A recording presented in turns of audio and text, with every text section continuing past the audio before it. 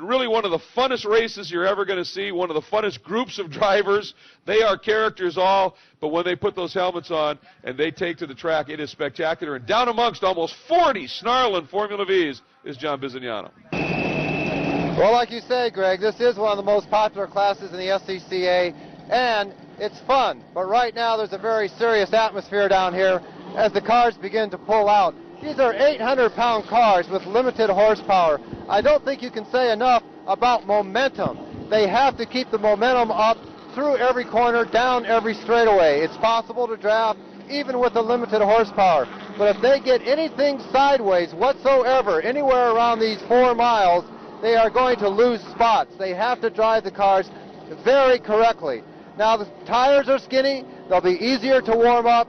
So hopefully we'll have a nice, clean start with, again, just under 40 competitors. Formula V, affordable. SCCA, join it. Once you buy this car, you can do race weekends for several $100s, not several $1,000s. An engine can last you all season long. Okay, guys, get ready for one heck of a Formula V show here at Elkhart Lake. Back to you guys. Absolutely, this is going to be spectacular. There's your defending national champ, as well as your June Sprints winner, Mike Varacins. He is, or Varacins, excuse me. I've gotten that name wrong many times over the years, and I apologize, Mike. You deserve better than that. He is something else, but he has got a great field here. And the neat thing about these cars, as we take a look at the starting order, is the fact that they all run the same front and rear suspension, all from Beetle, you know, the old VW Beetle, that old scissor front suspension and the like. They all run the original Beetle engine, but the chassis builds are unbelievable. Let's take you through. There is the order. Mike Varacins on pole once again. The Speed Sport VTEC that he is running, the Speed Sport chassis. He's been awfully tough here at Road America the last few years. Brandon Peterson sits second in the Peak Performance Vortec. Rick Shields, number 17, will start third. The ARS VDF 2, starting 472, Roger Siebenaller. He is a consistent front runner, in fact a 2-time champion in this category in his Mysterian. 94, Bob Newmeister will start in the 5th spot, his Redline Oil Vortec. Starting 6th, Stephen Davis, a 2-time gold medalist, although his last one was in the 90s. So, but he's an amazing guy in his own Racer's Wedge chassis that he designs and builds. Number 5, Ron Whitson will start 7th, the Subway Protoform. 8th will be 69, Chuck McCormick, the RSC Incorporated Vortec. Starting 9th will be the 87 of Dennis Andrade and his D&D Racing Vortec. 10th, the first of the Jenner Johns, 48, Brian Jenner John, who was 3rd here last year in his Vortec from a 4th qualifying spot. Starting 11th is the 58 of Gary Blenarek in his Silver Bullet entry, and the 46 of Chris Jenner John out of Hartford City, Indiana, in his Jenner John Machine Vortec. Then we're just going to run through the rest of the field, even though they're starting to get going, and we want to acknowledge everybody.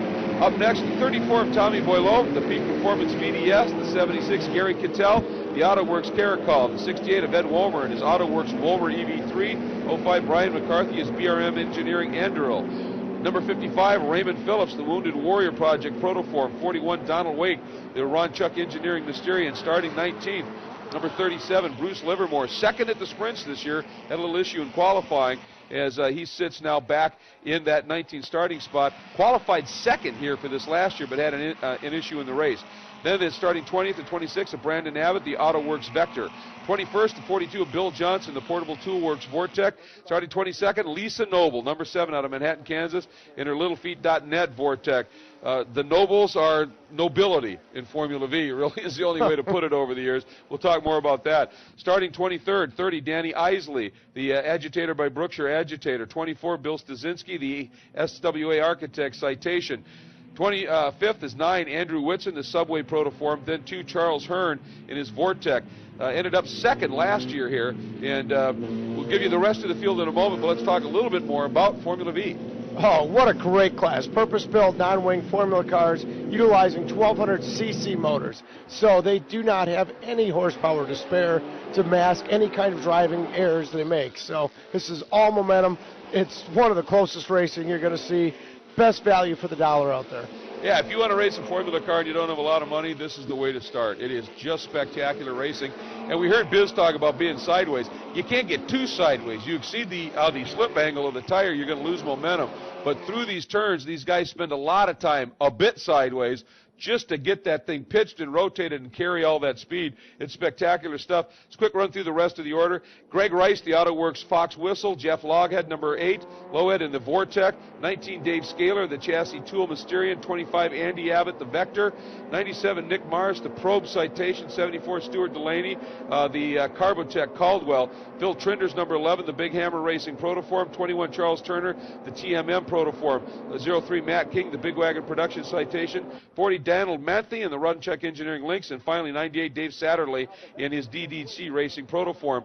And these cars are coming up. We talked about they all run those same components, and I mentioned the chassis. I count 16 different chassis in this field. So even though they all have to run the same front, rear, and engine components, you get these different looks in these bodies. And then you can buy one of these bodies, modify it up yourself a little bit. You just can't run wings.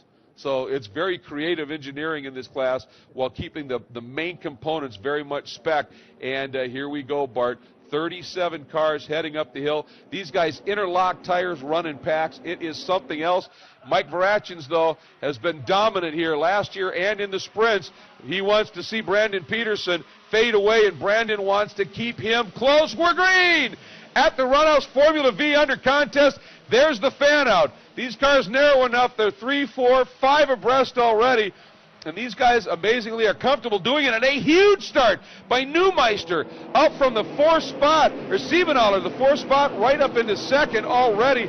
Here we go, down through 1, everybody through. You know, you see a crowd like that, you would expect a massive incident. These guys are so used to it. So far, so good. A little lock up there down into turn 3. The two Jenner Johns, 46 and 48, recognizable there in those very uniquely painted up cars. The run down through the sweep and into turn 5 for the first time. It's on.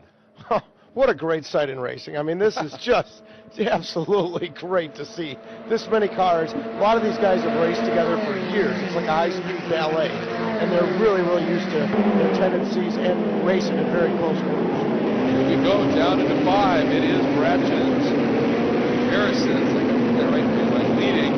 Neumeister, check that Siebenaller all over the back of him. Boy, Siebenaller had a great start. Ooh, we did finally have somebody out. Looks like is that a nose cone maybe that got tinked coming off of that car. Can't quite pick up the number. Everybody giving him room as he'll just blend back in and try and get going with it once again. And here's that pack racing. There is Harrison, the red number 65, leading down and through turn 8.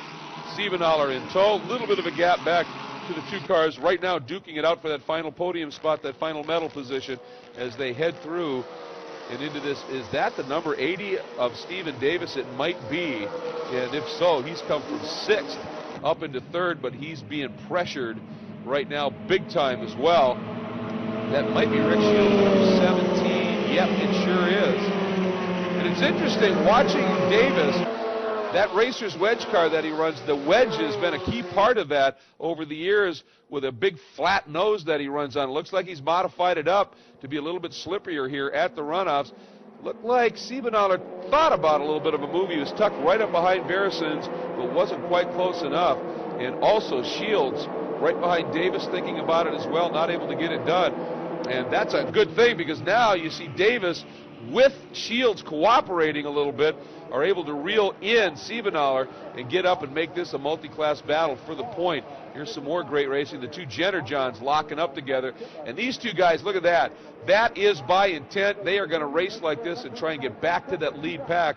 Two cars running together, especially when you're talking low horsepower, Bart, that allows them that draft, that tow package, really helps them run quicker than they would alone. And here we go.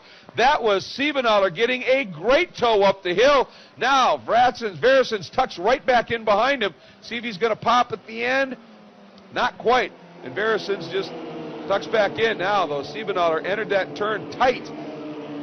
May have scrubbed a little bit of speed. See if Veresins thinks about anything down into 3. No. But Shields got by and picked up 3rd from Davis. And that means that he is in the podium spot, and now we got a 4-car battle for the lead. It's on. Oh, and hopefully they don't battle too much. I'd like to see that lead pack pull away because, as you said, a bunch of cars in a line together. There's a lot of drafting, low horsepower, but great racing.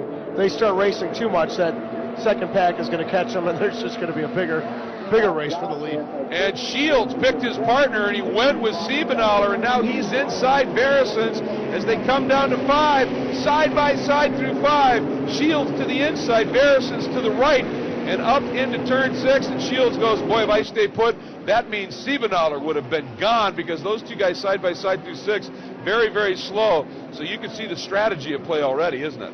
Oh, that's what makes this class one of the most exciting ones to watch. They know each other. They definitely have to stay in the draft, but yet they're still racing really, really tough. You can see just inches apart.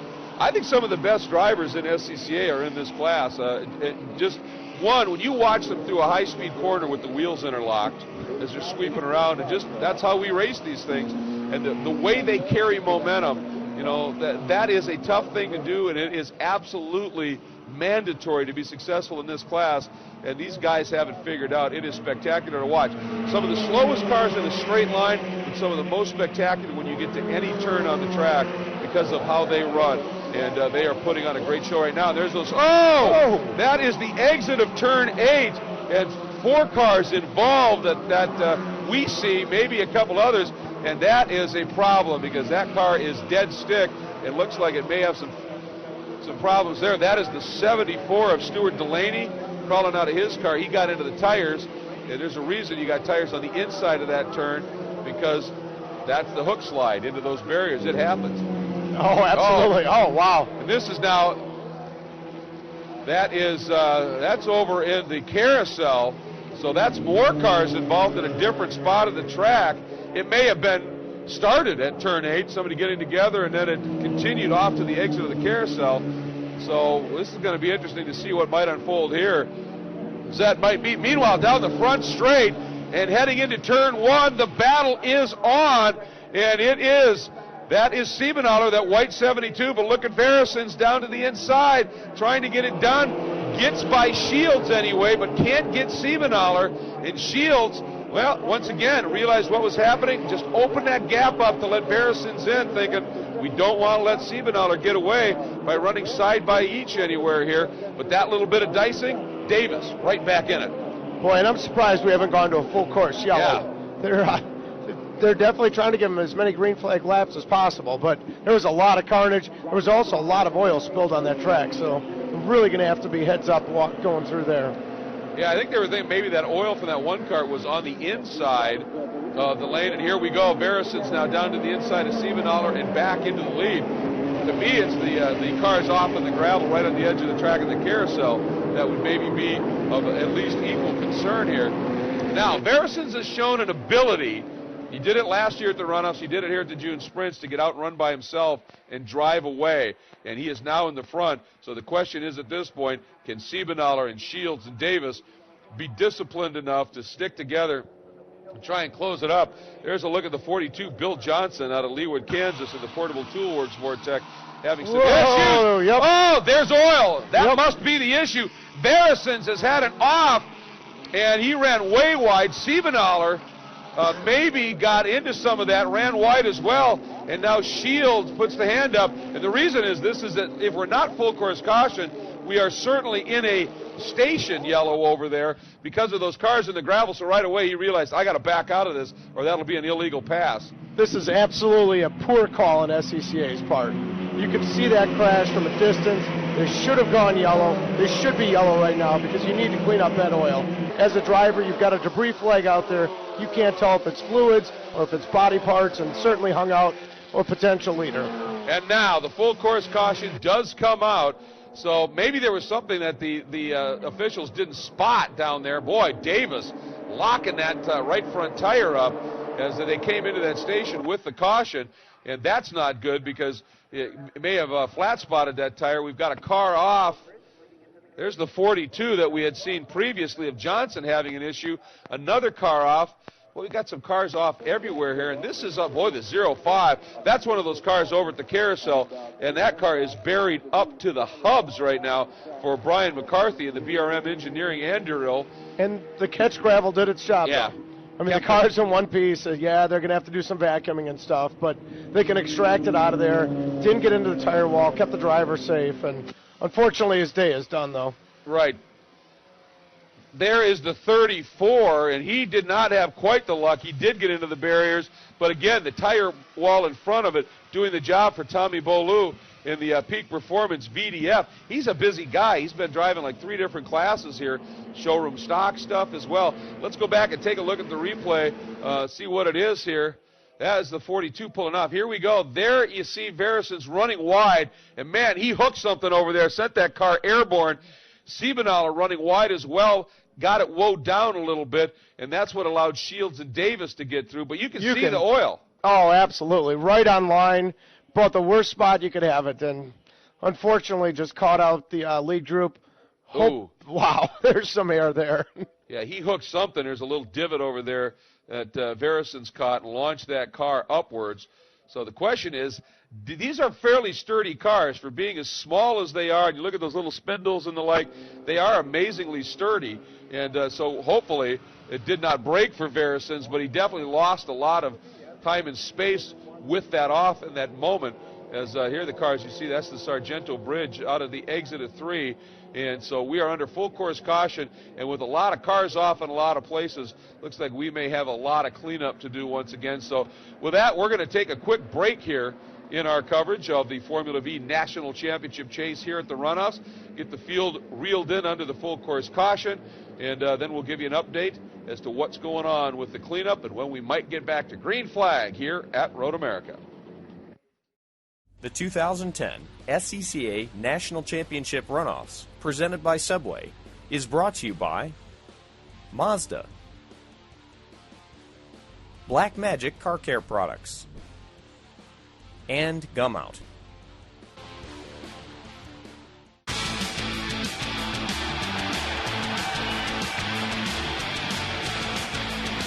Forget the rock. Let's roll. Follow your inner driver to the all-new 2011 Mazda 2. It's Zoom Zoom. Concentrated.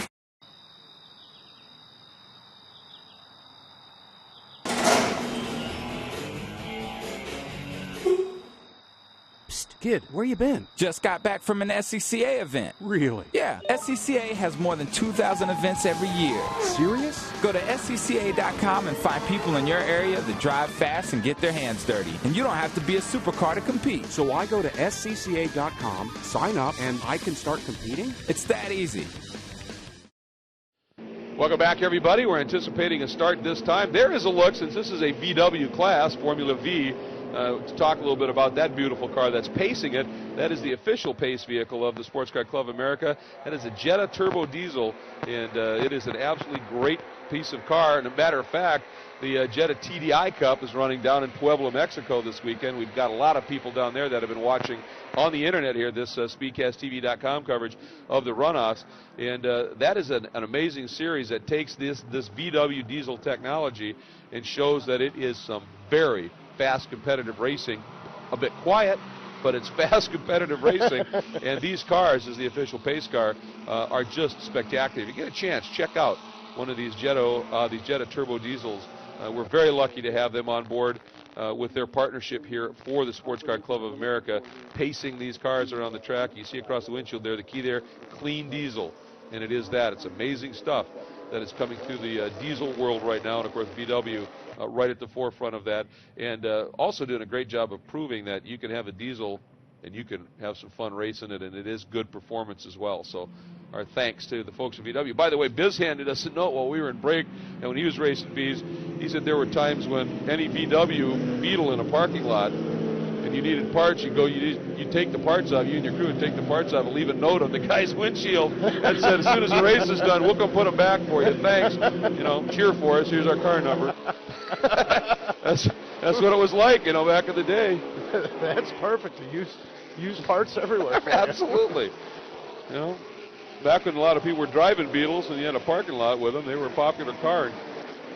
That's absolutely believe it. It is just and again, and I've said it many times so far this weekend, club. Sports Car Club of America, and that makes it something special. It's a camaraderie here that is just absolutely fantastic. And when you get on the track, you're going to race hard. You're going to race each other hard, but you also know that you're racing that buddy of yours that you're paddocked with. You had dinner with at the paddock last night with the grill fired up and everything. So you give them respect on the track, and you give them help whenever they need it, because you know that that'll come back to you someday, and it's a great family. So. Well, let's see here. We're looking forward to a green flag this time. Shields, Rick Shields in that ARS Auto Works VDF has the lead at this point under caution with Davis and Siebenaller. Those would be your podium spots. Then Brandon Peterson, then the two Jenner Johns, the Neumeister, Blenarek, Andrade, and Womer making up the top 10. Pace car is in, and we are coming up the hill looking for the green flag from the starter. We are green. Formula V racing back at it.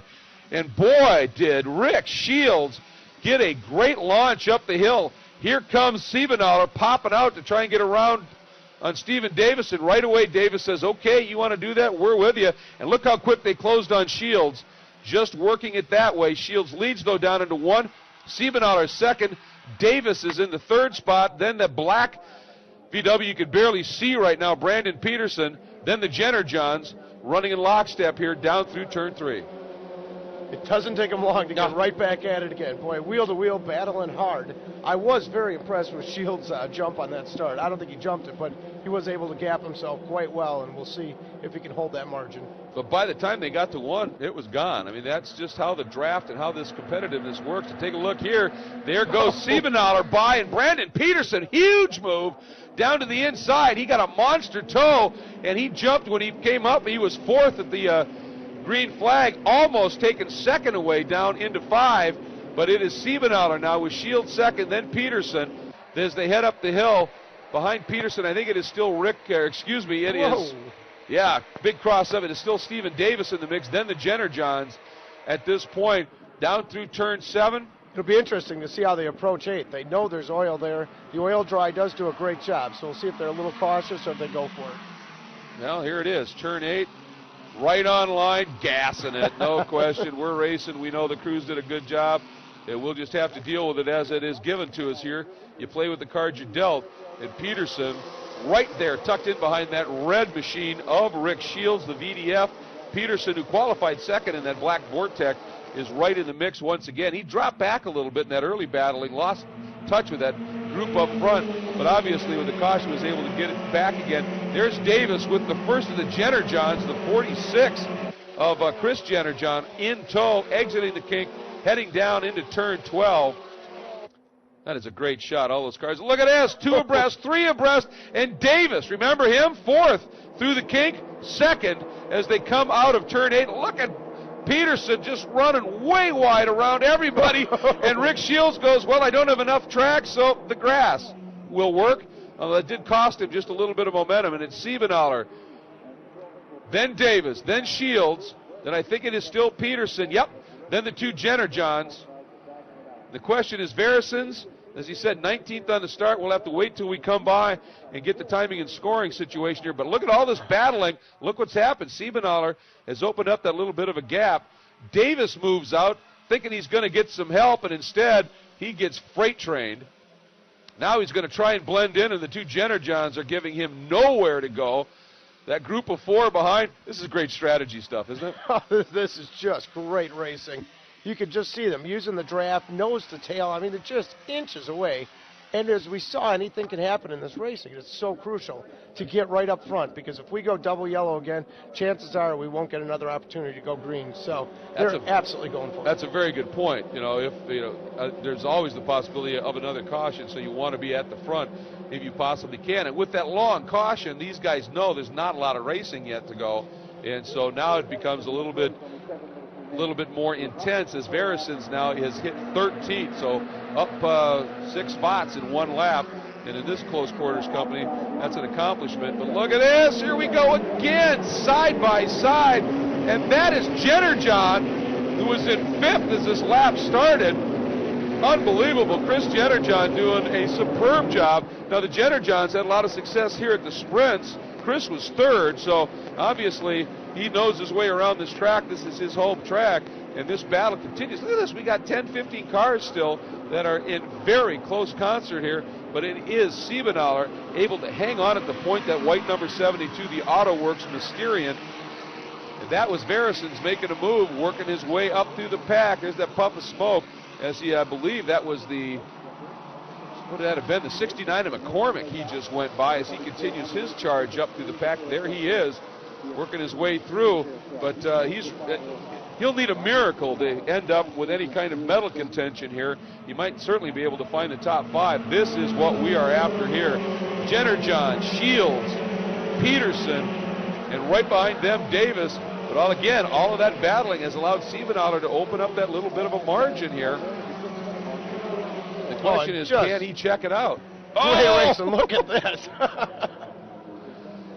That was Peterson, who got tired of being back in 3rd and 4th and 5th and makes the big move. And once again, side by side, that little, no name for that little right-hand kink that leads into the Billy Mitchell bend.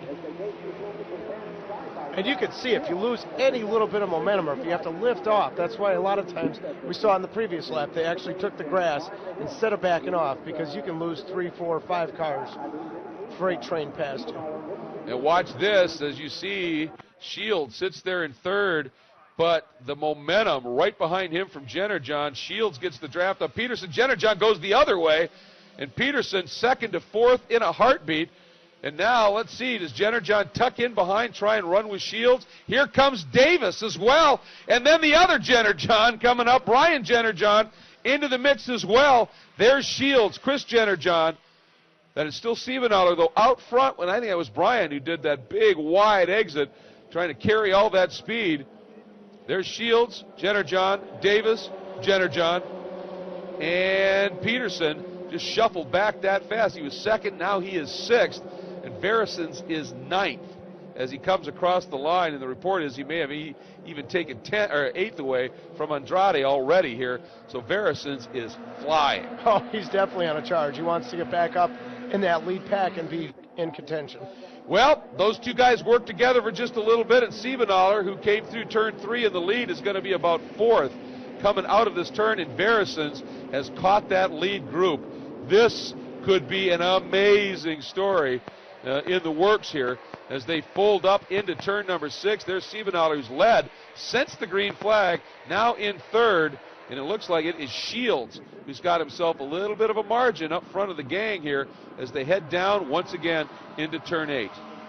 Well, in all this racing going on, they're not drafting and pulling out a gap, so it's really helping Vereson get back into the game here and quite possibly into a medal position. He went from 8th to 6th on the run down under the braking zone into 6th, into turn 8. There he is. That red car just coming into your frame. That is 6th spot behind Peterson and Davis. The black car and the teal car just in front of him here. Shields now opening that margin up. Siebenthaler, Jennerjohn, Davis. So Vereson restarted 19th. 19th. Restarted 19th. He is now, 6th, and looking like he's going for 5th. Watch this down into Canada corner. There we go. There's Veresons trying to pick a partner. He's tucked up behind Peterson. Down the inside they go. Siebenthaler and I think that's Jennerjohn have now been able to reel Shields back in a little bit, so they might have and Veresons got pinched down to the inside when he tried that move, and it went wrong, and he spun across track and is parked just out of the gravel. So Veresons, the Cinderella story, taking a bit of a hit here in the going. Now, what is going to unfold here? Shields leads away as they climb the hill. Siebenthaler in 2nd, and you can see Peterson wants something to happen, but he didn't want to go. And finally, Siebenthaler feels the benefit. Peterson goes with him. Jennerjohn goes with Peterson. Now Peterson stays to the inside. Jennerjohn chooses that. Along with Shields, we are on our final lap. And Siebenthaler suddenly finds himself freight train, drops to 3rd. Peterson, Jennerjohn going way wide over the rumble bumps. That's going to allow Siebenthaler a little bit of better exit speed perhaps. He comes through, and you can see right behind him, Shields trying to choose a partner and ended up not getting one at that point. Whoa, awesome stuff here. We're on the last lap, Bart. Boy, and in any race, you definitely want to be leading, but I'm not sure in this class if you want to be leading until after that final corner, because this draft is so important, and this class has had some of the closest margins of victory in the history of SCCA. Without a doubt, and here we go again. It is Siebenaler has made the move into the lead. Shields comes through, picks that up. Peterson is in third. Jennerjohn sits in fourth, and there's the gap now back to Davis. So unless something big happens with Davis getting help with somebody, it might be settled down by these four guys. And it is by no means settled. Look at that. I mean, look for a minute like Siebenaler might have that margin. And just by the time they get out of turn 6, it's gone. He's got Shields all over him. Peterson right behind him as they head down into turn 6. And this is one of those tough decisions that, based on what you were talking about, if I get a run in terms of Shields, do I want to pass Siebenaler now and run the risk of losing because I get drafted past on the way up in either into 12 or certainly maybe up the hill? So right now, Shields and the black 49 of Peterson just working to stay close to Siebenaler here, and they've got the draft now as they come to the kink. Oh, all this at such high speeds, too. Flat through the kink, trying to come up with a race-winning strategy. 2 corners to go. You can't script any better racing than this. Just unbelievable at this point. Here we go. Last time through the kink. Here we go. Siebenaler to the inside. Shields trying to defend. Peterson there as well. Peterson going to make it double as they go through 12 on the outside of Siebenaler. Siebenaler not giving it up just yet. Now they tuck in. Shields has that little bit of a margin, but it can evaporate in a hurry. Last time, up to 14. Here we go. Jennerjohn has come back into the mix after dropping back just a tad. Here we go. Out of the final turn, the run up the hill. Peterson's got the toe. Siebenaler has Jennerjohn right behind him. Here we go. Who's going to feel the benefit? Is it going to be enough? Shields. Here comes Siebenaler looking for help. Peterson splits the gap. We are 3 abreast at the line, and it is Shields. The margin of victory, 17 one-thousandths of a second for Shields over Siebenaler. Peterson a whopping 65 one-thousandths of a second behind in third. That is your podium. The podium, folks, covered by 65 one-thousandths of a second. Unbelievable. Bart, let's take another look at that finish. It was spectacular as Shields celebrating big time already, and understandably, watch this run up the hill. Here it comes, Bart, and it was spectacular. Oh, he timed it perfect. Boy, he was just there. It was so close to call, right at the line. Absolutely amazing finish. I could watch that over and over again. Well, you saw how close it was. And for Siebenaler, if either Peterson or Jennerjohn had been able to stay with him, it may have been just enough. But that 3 abreast is what really helped out Shields there. But look how close that was. You know, the top 4 cars covered by a tenth at the line. That is just spectacular. I know. Top 4 cars. Formula V racing at its best, folks.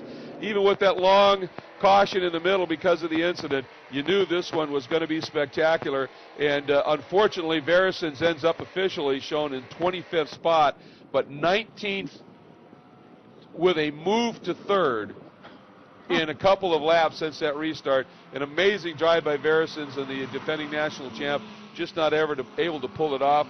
But for Rick Shields out of West Mifflin, Pennsylvania, who was amazingly only 6th in the Northeastern Division, but he had that car working around here and drove a brilliant race. Here's the unofficial finishing order. Shields, Siebenaler, and Peterson.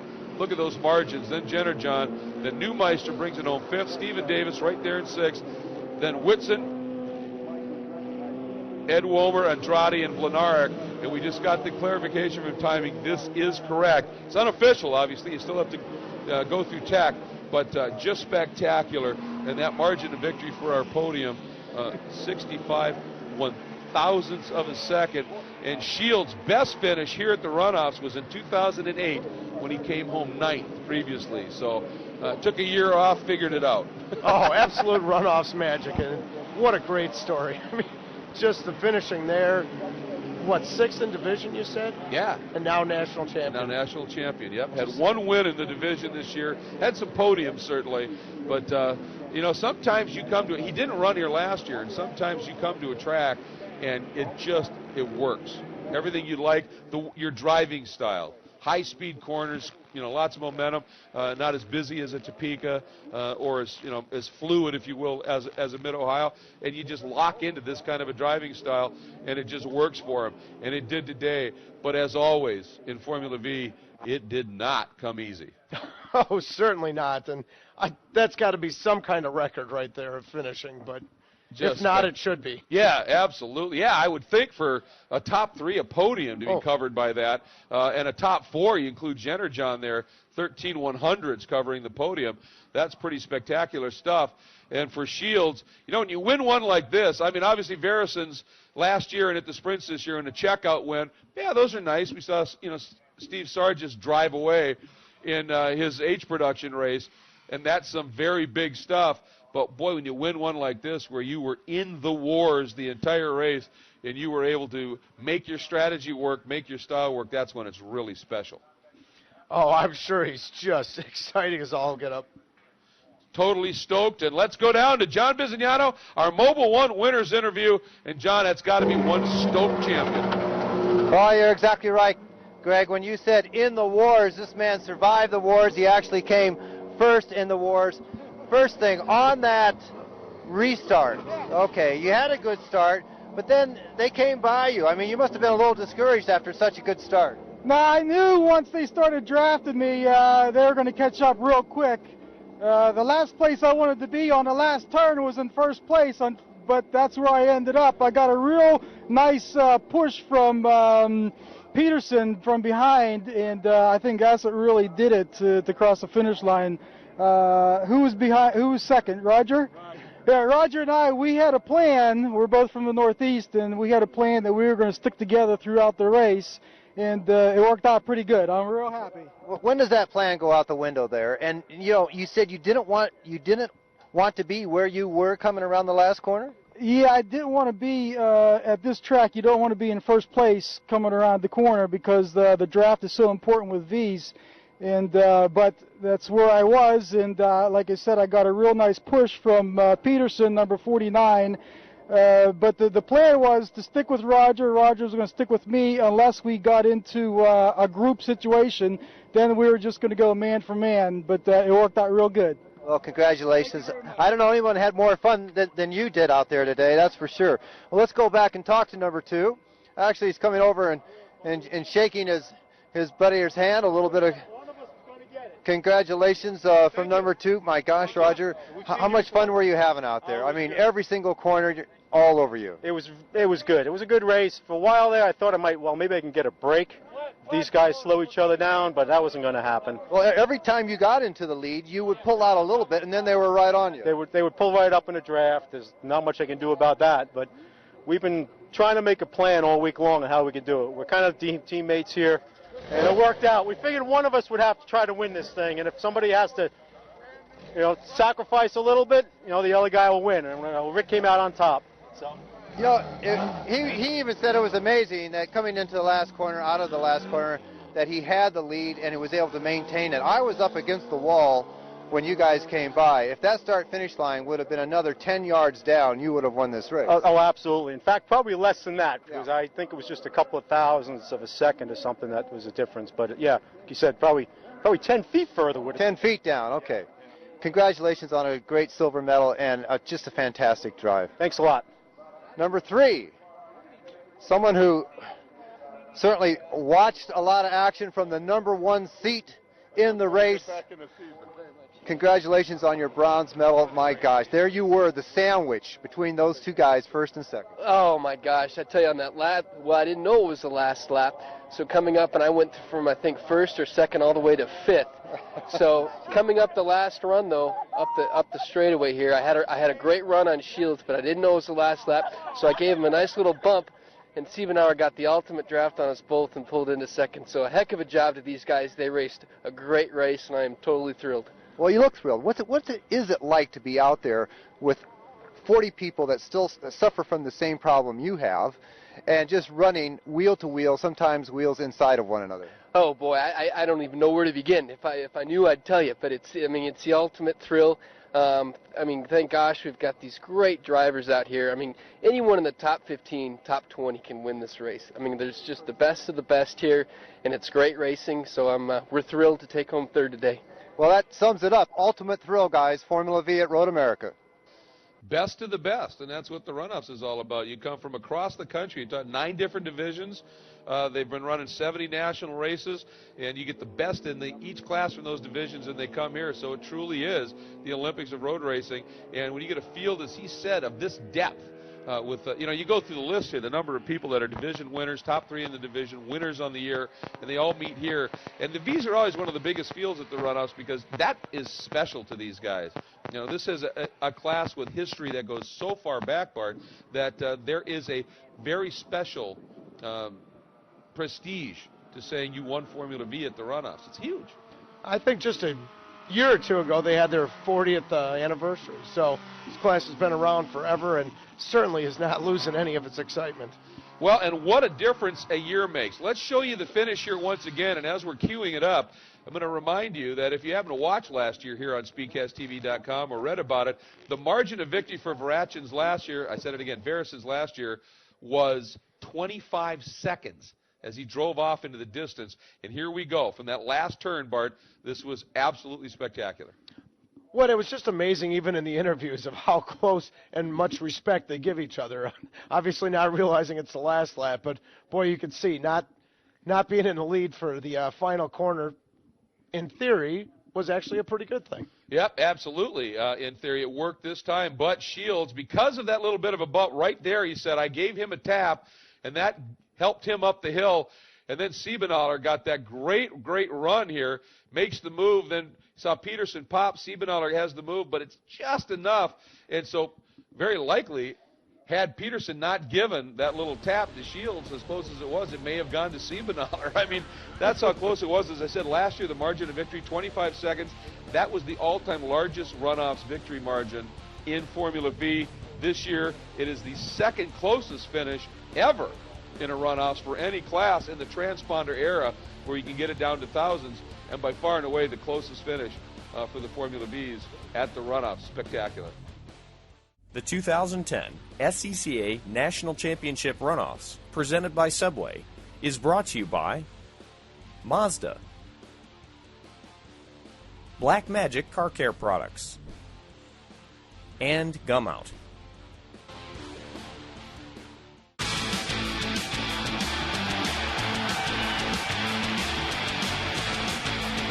Forget the rock.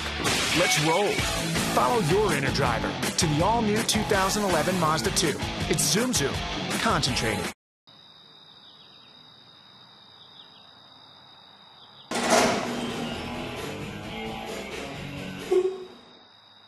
Kid, where you been? Just got back from an SCCA event. Really? Yeah, SCCA has more than 2,000 events every year. Serious? Go to SCCA.com and find people in your area that drive fast and get their hands dirty. And you don't have to be a supercar to compete. So I go to SCCA.com, sign up, and I can start competing? It's that easy.